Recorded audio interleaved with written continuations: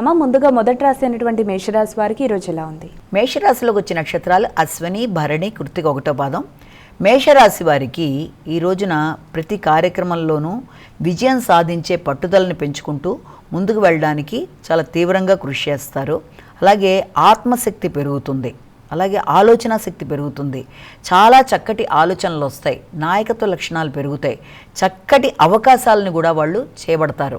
అలాగే అభివృద్ధి అనేది కుటుంబ సభ్యులు, ముఖ్యంగా సంతానానికి కానీ ఆర్థిక సంబంధమైన విషయాల్లో కానీ చక్కటి అభివృద్ధి అనేది ఏర్పడడం, తద్వారా వాళ్ళు ఆలోచనలన్నీ కూడా చక్కగా వాటిని నియమంగా సిస్టమేటిక్గా పెట్టుకుంటూ క్రమశిక్షణా పరంగా ముందుకెళ్ళడానికి చేసే ప్రయత్నాలు, ఉత్సాహం పెరుగుతుంది. దాంతోపాటు కోపం కూడా పెరుగుతుంది. వృషభ రాశి.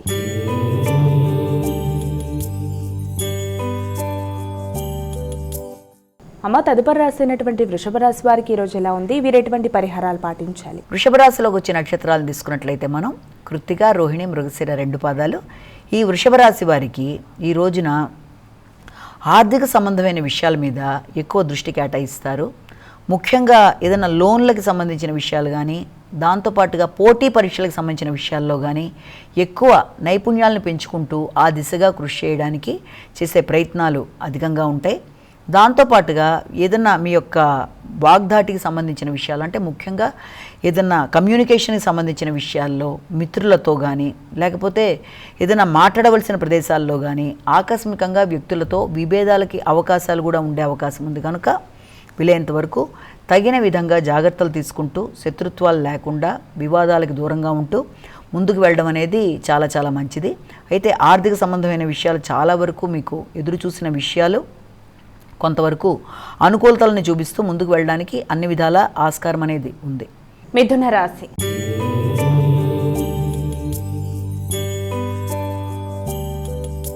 అమ్మ, తదుపరి రాశి అయినటువంటి మిథున రాశి వారికి ఈరోజు ఎలా ఉంది? మిథున రాశిలోకి వచ్చే నక్షత్రాలు తీసుకున్నట్లయితే మనం ముఖ్యంగా మృగశిర, ఆరుద్ర 4 పాదాలు, పునర్వసు 3 పాదాలు. ఈ మిథున రాశి వారికి ఈ రోజున ఆలోచనలు చాలా చక్కగా ఉంటాయి, క్రియేటివిటీ పెరుగుతుంది.